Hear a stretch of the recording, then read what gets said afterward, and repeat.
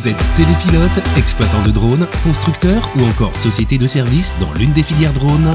Vous aussi, passez à l'antenne dans le cadre de nos interviews.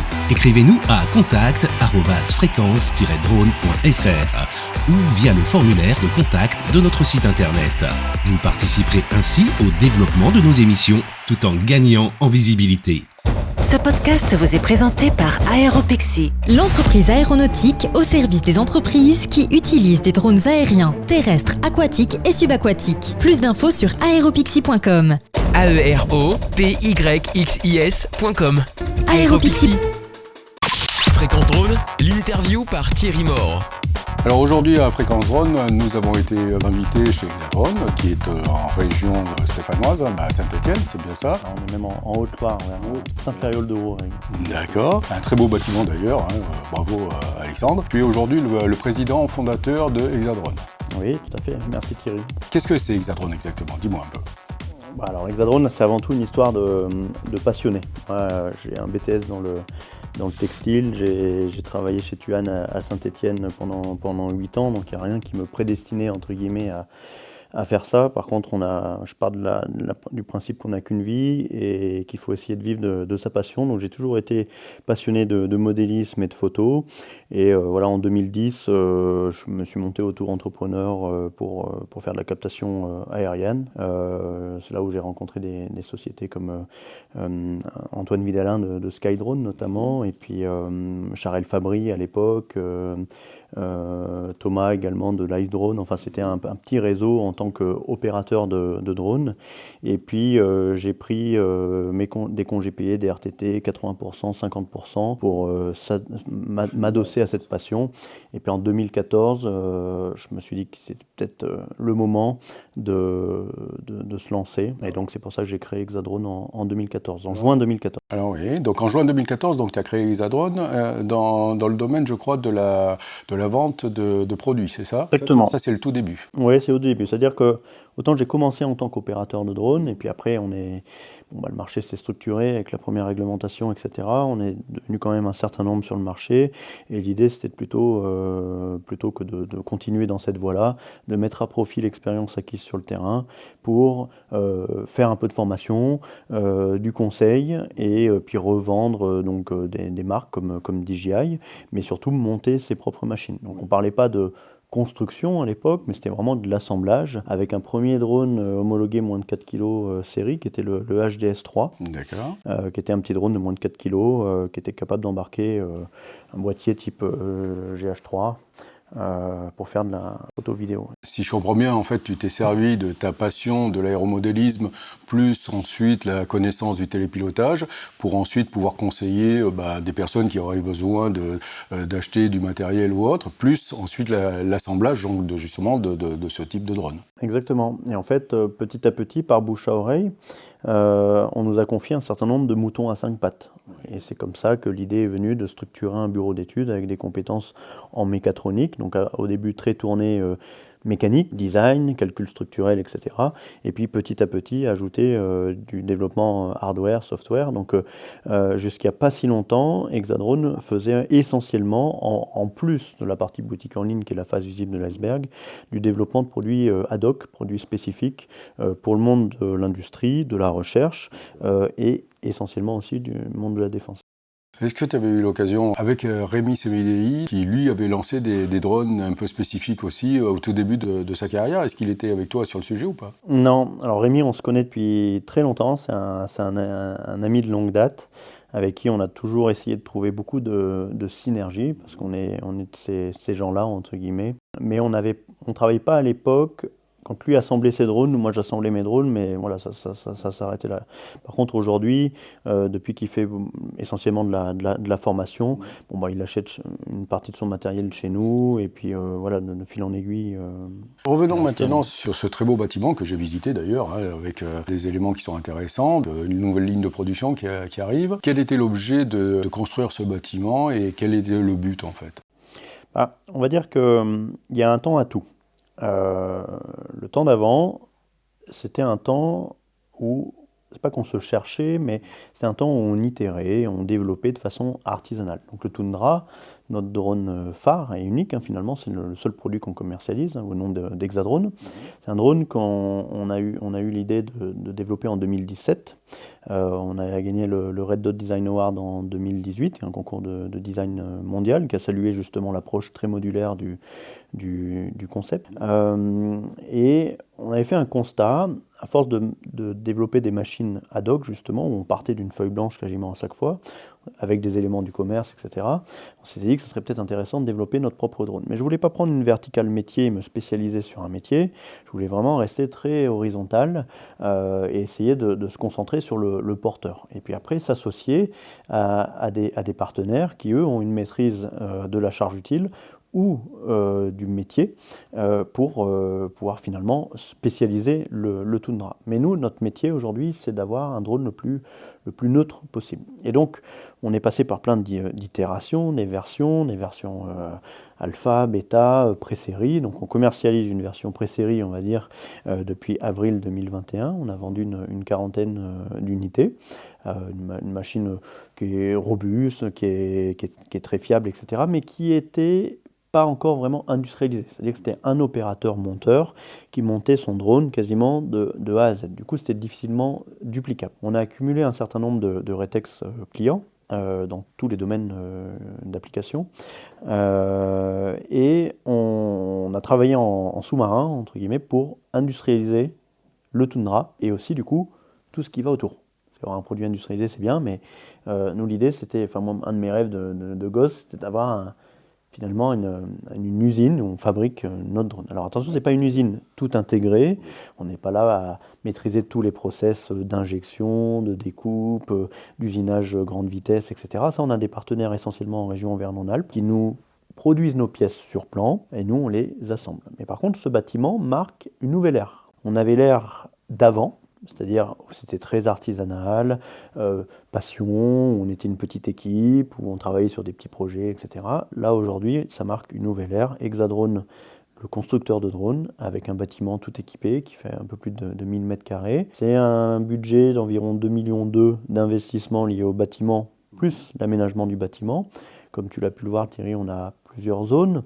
On a une zone qui est ERP5 pour faire tout ce qui est formation, accueil du public, etc. Ensuite, on a une unité d'assemblage. On a un petit Fab Lab qui est tout équipé avec plusieurs machines, dont de l'écoupe, de l'usinage, de l'impression 3D.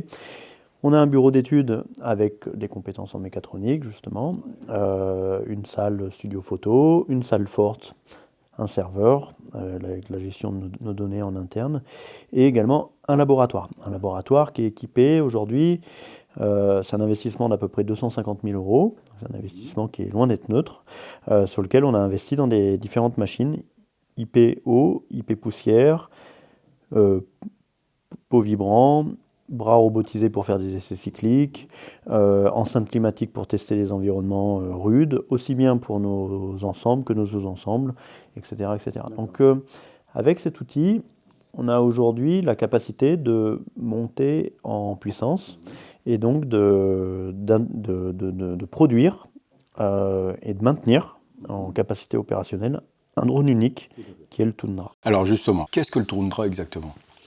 Tundra, alors pour le résumer, en quelques mots, même si on a eu différentes versions, comme je disais tout à l'heure, des itérations, l'approche a toujours été la même. On voulait déjà un drone maîtrisé, un drone français. Alors attention, quand je dis drone français, on fabrique pas nos batteries, nos moteurs, etc. Mais du moins toute la partie structurelle et une grosse partie de l'électronique est maîtrisée. On voulait un drone qui puisse traverser le temps.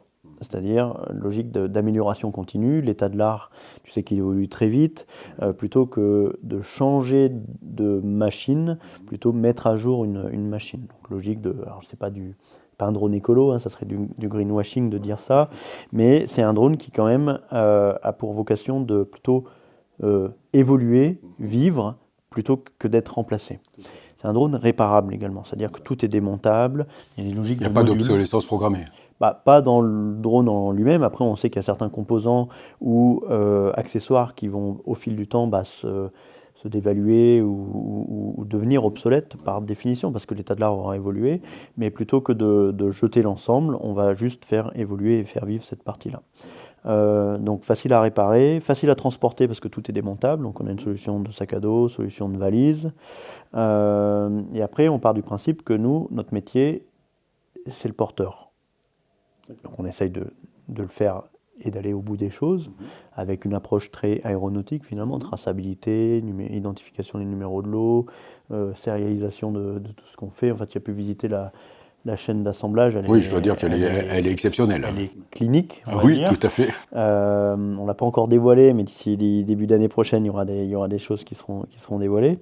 Par contre, au niveau des briques métiers, autant quelques années en arrière, on pouvait être expert du monde du drone en général et maîtriser des sujets de photos, de vidéos, de photogrammétrie, de thermographie, etc. Aujourd'hui, il y a tellement de domaines, tellement d'idées autour du drone qu'on s'est concentré sur le porteur. Et donc notre métier de demain, finalement, c'est d'animer un écosystème avec des partenaires techniques.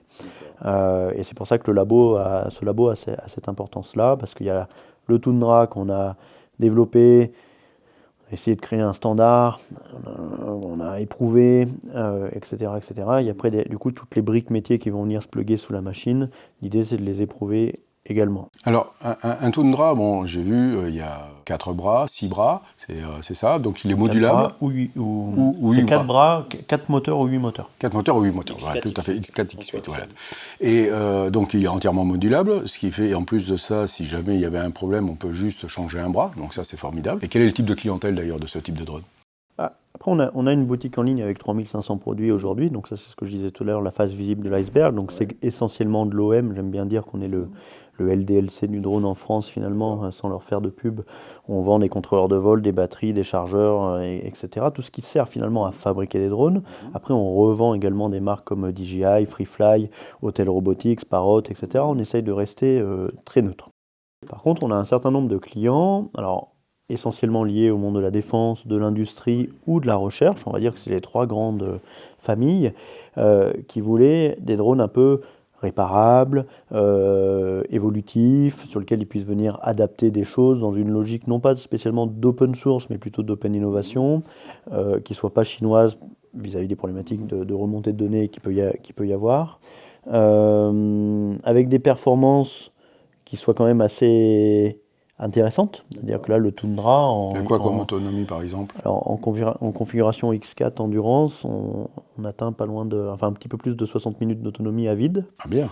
Et avec 1,5 kg de charge utile, donc la masse moyenne des charges utiles qu'on emploie entre 45 et 50 minutes. D'accord. Ce qui est déjà largement au-delà de beaucoup de... Ouais, tout à fait. Et après, on peut embarquer jusqu'à 4 kg en X4 et 8 kg en X8, où on vole respectivement 30 et 25 minutes.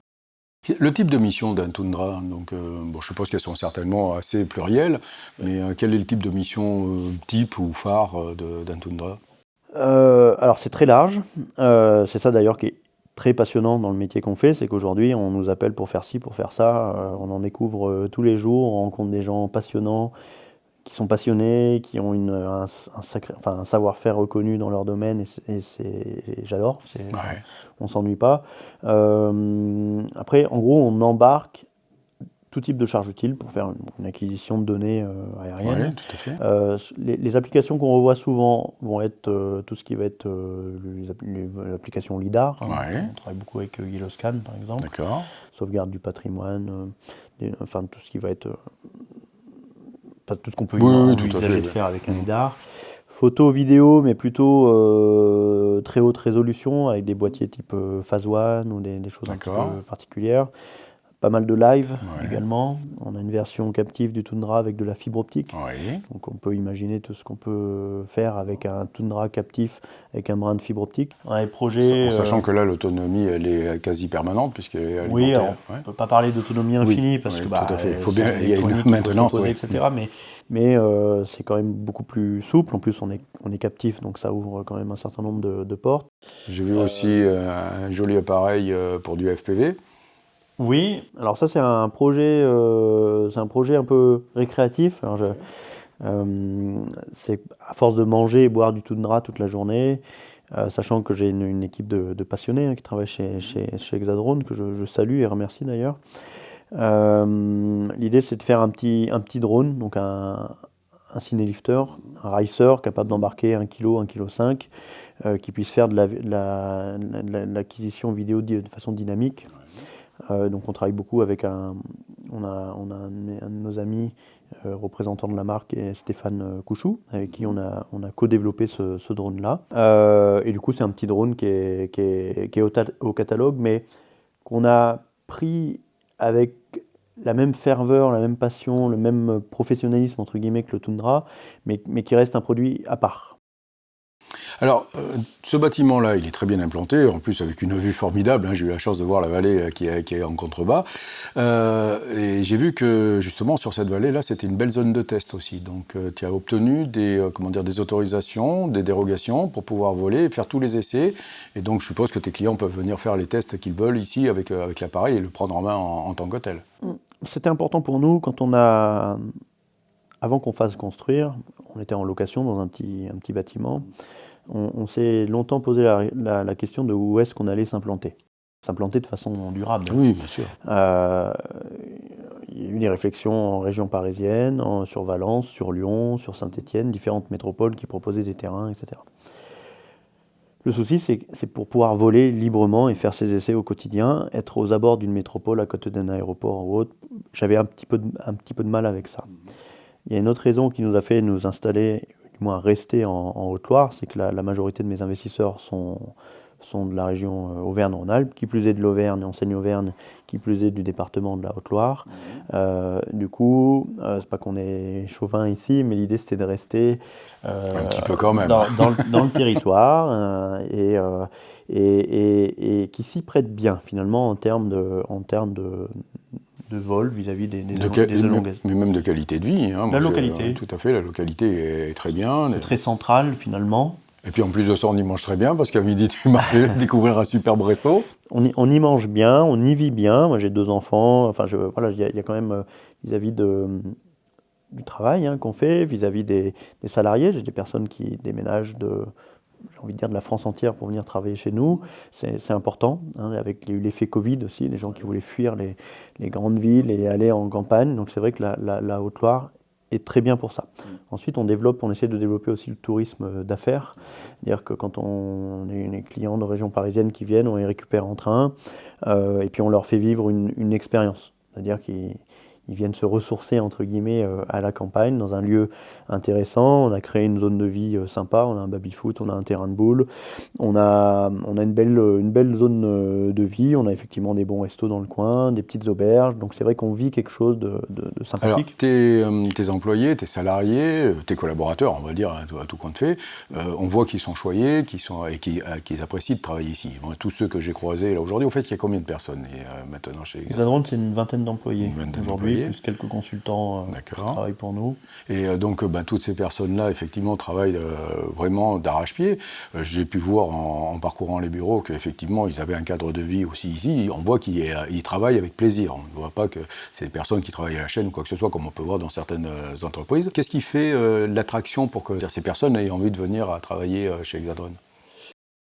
Alors, il y a l'idée du bâtiment, vu qu'on l'a fait d'une feuille vierge. J'ai eu la chance de visiter quelques belles usines en France et à l'étranger. Je m'étais dit que, quitte à faire construire quelque chose, effectivement, autant le faire autour de l'humain, de l'homme. Parce que un bâtiment vide, ça ne sert à rien. Un produit qui est dessiné par des personnes ou qui est monté par des personnes qui ne sont pas passionnées, pareil, ça perd un petit peu de son sens, etc. Donc moi, je suis quelqu'un de passionné et les personnes qui sont venues travailler chez nous aujourd'hui sont des passionnés. C'est-à-dire qu'aujourd'hui, à part pour un cas, on n'a pas fait appel à des cabinets de recrutement, des chasseurs de tête ou autres. Les personnes qui sont chez nous c'est qu'elles ont connu Hexadrone d'une façon ou d'une autre et qui ont voulu venir travailler chez nous. Après, il y a eu l'Hexadrone d'avant, finalement, très artisanal, où on était une petite poignée. L'Hexadrone d'aujourd'hui, avec des règles, on essaye de rentrer dans une logique de rentabilité, il y a une logique de traçabilité, à terme on va passer tout ce qui va être les ISO, etc. Donc du coup on est dans un modèle quand même beaucoup plus borné. On adhère ou on n'adhère pas. C'est vrai que j'ai perdu quelques personnes il y a pas longtemps, personnes qui ont décidé, on n'était plus en phase.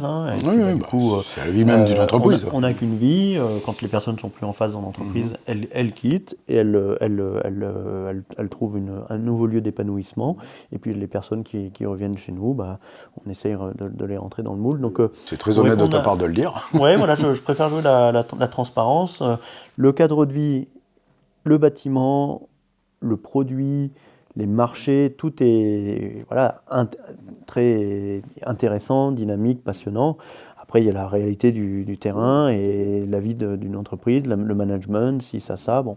Mais on voit de toute façon que les investissements sont à la hauteur de tes espérances, parce que effectivement, on parlait tout à l'heure de la ligne de production, on a parlé du laboratoire, on a parlé de plein de choses, mais on voit aussi que tu n'as pas coupé à la satisfaction des personnes, que ce soit tes clients qui viennent te voir ici ou que ce soit ceux qui y travaillent.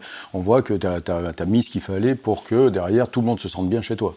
Hexadrone, c'est du bouche à oreille aujourd'hui. Hexadrone, c'est une grande famille. C'est les gens qui travaillent avec nous ou qui ont commencé à travailler avec nous il y a des années en arrière, à part quelques exceptions, ils sont toujours clients. Aujourd'hui, on vient tout juste de mettre en place une force commerciale avec un commercial plutôt orienté négoce, boutique en ligne, un commercial, donc c'est Benoît, un commercial plutôt orienté Tundra avec Michael. On est en train de mettre en place une direction commerciale avec stratégie, etc. Mais avant, Hexadrone, c'était du bouche à oreille. D'accord. Et donc, cette logique de bouche à oreille qui a toujours porté ses fruits, bon, quand on est peu et qu'on a peu de charges, etc., c'est suffisant. Après, là, on va dire que le train qu'on a pris aujourd'hui, on est obligé d'accélérer. Mais ces valeurs d'entreprise, le lien avec nos clients, etc., c'est des choses que j'aimerais garder à l'avenir. Oui, je pense que c'est nos clients, pour la plupart, sont nos amis. On se tutoie, on avance avec eux sur des relations long terme. On les conseille en toute transparence quand c'est bien, quand c'est pas bien. On n'est pas là pour leur survendre des choses, voire même, c'est pas parce qu'on a le Tundra qu'on leur vend du Tundra. Ouais, on est aussi multimarque. Et si à un moment donné, pour leur application, on doit leur conseiller un autre produit, on leur conseille un autre produit. Alors justement, tu disais, tu rends des services. Tu ne t'arrêtes pas juste à conseiller, etc. Je crois que tu essayes aussi de proposer des services tels que du conseil au niveau des SORA, au niveau des déclarations ou des choses comme ça. Donc, c'est un service que tu es en train de développer, de mettre à disposition. Comment ça se passe ? Alors, on va dire que chacun a son expertise, et ça, pour cette partie-là, c'est une expertise qu'on ne souhaite pas spécialement acquérir, ni par exemple te prendre. Je sais que tu es expert c'est gentil. dans le domaine. Par contre, aujourd'hui, un constructeur est obligé de maîtriser quand même un certain nombre de services associés à un produit. Aujourd'hui, quand on vend un Tundra, c'est pas qu'une vente pure et dure d'un produit, il y a également des services associés. Du bureau d'études avec du conseil, aide à l'intégration de charges utiles, développement, amélioration continue, tout ce qu'on peut envisager de faire avec notre bureau d'études, qui mieux que nous finalement pour développer autour du Tundra. Donc là, c'est la mise à disposition de compétences, soit en interne, soit en externe. Ça, c'est un premier sujet. Deuxième sujet, ça va être tout ce qui va être là maintenant, la formation. Ouais. Donc formation de télépilotes, plusieurs niveaux. Ouais. Formation, attention, on ne forme pas des télépilotes. Oui, pour qu'ils partent télépiloter. Oui. C'est pas un centre de formation de télépilote. Non, et on n'en fera jamais. Je rassure tous les centres de formation avec qui on travaille. D'ailleurs, on en travaille avec un certain nombre que je salue. On ne fera jamais ça. Nous, on forme des pilotes qui sont déjà télépilotes. C'est ça. On leur apprend forme à la compétence de la machine. Voilà, tout ce qui est les préconisations autour de la machine, etc. Plan de vol, etc. Issu du monde de l'aviation, c'est-à-dire que tu rentres, tu passes une qualification sur la machine. Exactement. C'est ça. Ensuite, on peut faire former des formations de formateurs également. Après, il y a tout ce qui va être formation de maintenance, avec plusieurs niveaux de maintenance, et formation de tout ce qui va être intégrateur. C'est-à-dire que ce qu'on fait nous en tant qu'intégrateur, l'idée c'est aussi de donner la main à certains clients qui veulent avoir la main pour pouvoir développer autour du Tundra en toute transparence, mais dans les règles de l'art, entre guillemets, avec nos préconisations. Et ensuite, on va avoir tout ce qui va être lié à la maintenance, finalement, quand on a des drones qui sont en opération, ils vont revenir chez nous, maintenance préventive ou du correctif, il y a eu des problèmes, etc. Donc on corrige. Donc ça, on va dire que c'est vraiment les BU d'Hexadrone avec la partie négoce. Ça, c'est ce qui nous fait vivre aujourd'hui et demain. Après, sur tout ce qui est briques métier ou compétences tellement particulières, et notamment la réglementation, oui, effectivement, en interne, je salue Thomas, qui est un de nos experts, mais on a plusieurs personnes qui gravitent sur ces sujets-là, mais on ne se dit pas expert. Après, effectivement, on est obligé de prendre le train en route. Homologation, tout ce qui était homologation S2, S3, S3 captif, avec les versions de bras X4, X4 Endurance, Urbain, on les a toutes depuis un certain nombre d'années avec différentes révisions. Donc ça, c'est des choses qu'on maîtrise en interne. Par contre, effectivement, tout ce qui va être aide à rédaction de SORA pour nos clients, et puis là, les logiques de classe, CE, ça, on va y venir. etc., c'est des choses qu'on veut maîtriser en partie, mais on veut surtout s'adosser à des partenaires techniques qui, eux, sont réellement experts sur le domaine. Alors, justement, tu parlais justement de classe, etc. On le sait tous, la réglementation européenne, elle avance. On a des deadlines qui arrivent, qui sont notamment fin 2023 et ensuite fin 2025. La problématique est aujourd'hui de faire certifier les drones en classe. Quelles sont les perspectives d'avenir pour le Tundra? Quel type de classe? Quel projet là-dessus? Et avec quel laboratoire? Parce que là, c'est un peu compliqué en ce moment. C'est sûr, oui. Alors, c'est des choses qu'on prend, voilà, qu'on a appris à découvrir comme tout le monde. On n'a pas spécialement fait partie de groupe de travail ou autre, donc c'était pas spécialement une volonté de ma part de boycotter ça, mais c'est plus qu'on était déjà au four et au moulin, pas le temps, donc participer à des groupes de travail, etc. C'est sûrement important, stratégique, mais bon, il faut faire tourner la boutique. Il faut faire tourner aussi la boutique, donc on s'est plutôt concentré sur nos activités, sachant qu'on sait que il y a un certain nombre de personnes en France qui sont là pour porter la filière du drone et pour porter nos intérêts. Donc j'étais pas trop inquiet. Après, effectivement, aujourd'hui, il va y avoir du ménage entre guillemets qui va être fait dans la filière du drone, notamment au niveau des assembleurs et des constructeurs, parce qu'il faut avoir une maîtrise de son produit, le figer, le borner. Et aujourd'hui, des sociétés qui assemblent des drones et qui se disent constructeurs, malheureusement, dans le temps, ça va être amené à disparaître. Il faut avoir une maîtrise de son produit. Et donc, pour répondre à ta question, on va partir autour on est en cours avec un laboratoire allemand pour certification de classe C3 et C6. C6, Après, d'accord. je peux pas nommer le tout à fait, on est bien laboratoire, mais il est allemand. Et c'est des. On trouvera vite. On trouvera vite. Après, c'est des choses qui font partie de la vie d'un produit aujourd'hui. Et c'est dans les tiroirs c'est ça, c'est-à-dire que ce que je veux dire, c'est rassurant aussi pour tes clients de savoir que tu es déjà en train de cadrer, toi, la réglementation pour qu'ils puissent utiliser les drones dans la réglementation à venir. On va dire que ça serait, j'aime pas le mot, mais ce serait suicidaire de pas le faire. De pas le faire, d'avoir des œillères et de se dire on va garder quelques années comme ça. Malheureusement, si on ne prend pas le train maintenant, dans 2 ans, il sera trop tard. Les billes seront déjà jetées. Qu'est-ce qu'on pourrait dire de plus sur Hexadrone aujourd'hui? Alors Hexadrone, comme je disais tout à l'heure, c'est une histoire de passionnés. Il faut que ça reste une histoire de passionnés, même si la boîte grossit, se structure, du coup on rajoute des contraintes qui font que au quotidien, c'est plus aussi simple qu'avant, mais c'est important.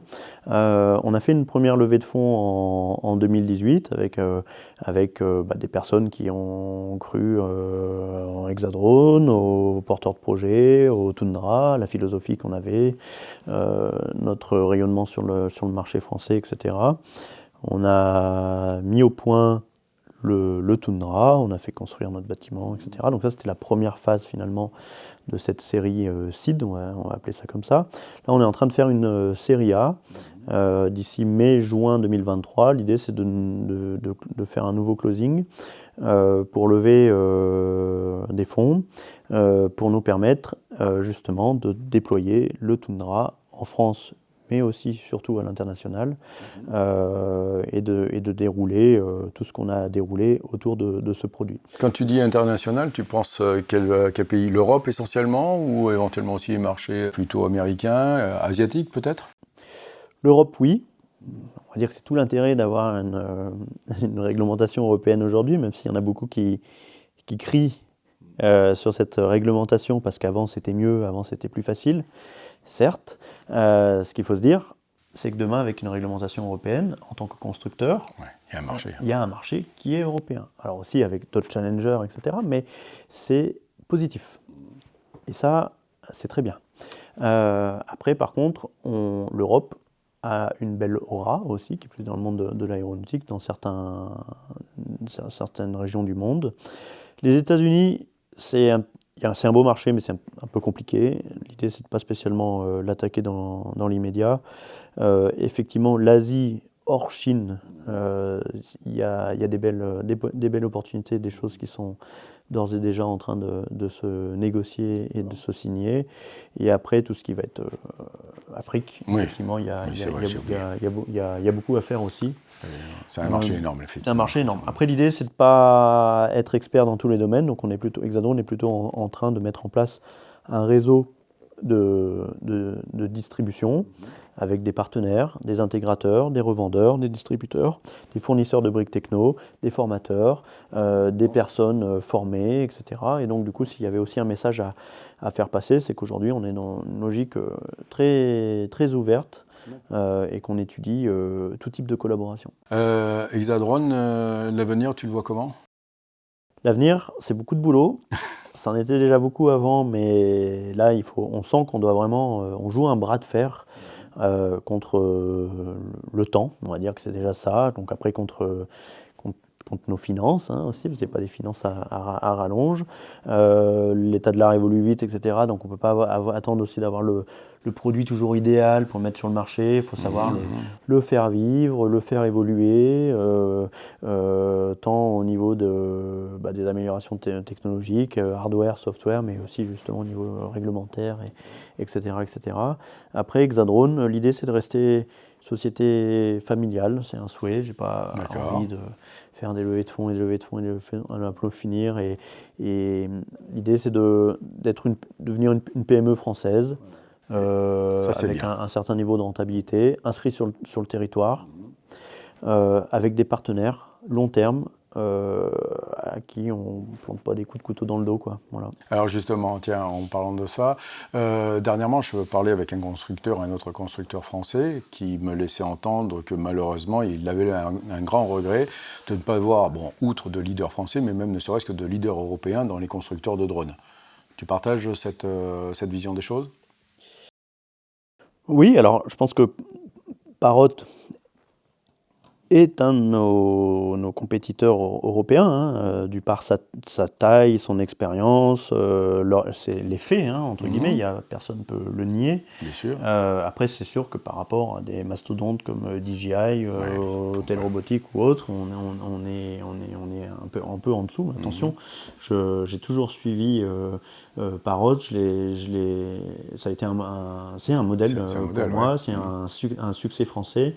Donc voilà, c'est super. Par contre, effectivement, au niveau de la filière, j'ai eu la chance de la connaître au tout début et de la voir se structurer. Et c'est vrai qu'en France, c'est assez individuel. C'est-à-dire que chacun regarde un petit peu son truc. Chacun a beaucoup d'espoir, chacun a une vision qui est bonne ou mauvaise. La plupart du temps, elle est bonne. Mais après, le problème, c'est que on a tous des rêves, mais après, il y a la réalité. C'est ça. Et aujourd'hui, c'est sûr que si on ne se fédère pas, on n'arrivera pas. Ouais. Et c'est pour ça que je salue la DIF, et Bastien Mancini de DLR. Aujourd'hui, Hexadrone ne faisait pas partie de la DIF, on va dire, pour des des décisions personnelles, stratégiques, de temps aussi, parce que j'ai fait partie d'un certain nombre d'associations, et puis c'est bien de faire partie de 10 associations, d'avoir dans sa signature les 10 logos, mais si en fait on n'est pas actif ou qu'on y va juste pour manger un croissant, c'est sûr, il n'y a pas d'intérêt. Ça sert à rien.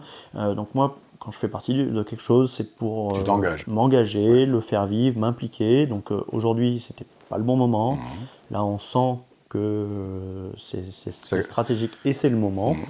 Donc c'est pour ça qu'on fera partie de la DIF dès le début de l'année prochaine. Eh ben, je pense que ça va leur faire plaisir. Je le dis ouvertement et publiquement, c'est bien que la filière du drone se structure, et qui plus est avec ses acteurs, et notamment avec Bastien, entre autres, qui fait un travail exemplaire. Et donc on va dire que je rejoins plus aujourd'hui une poignée d'hommes qu'une fédération, qu'une fédé quelconque. Voilà. Je rejoins surtout ces hommes-là. Écoute, c'est très bien, c'est très honnête encore une fois, et ça fera certainement plaisir à Bastien, et que j'ai eu la chance d'interviewer aussi dernièrement.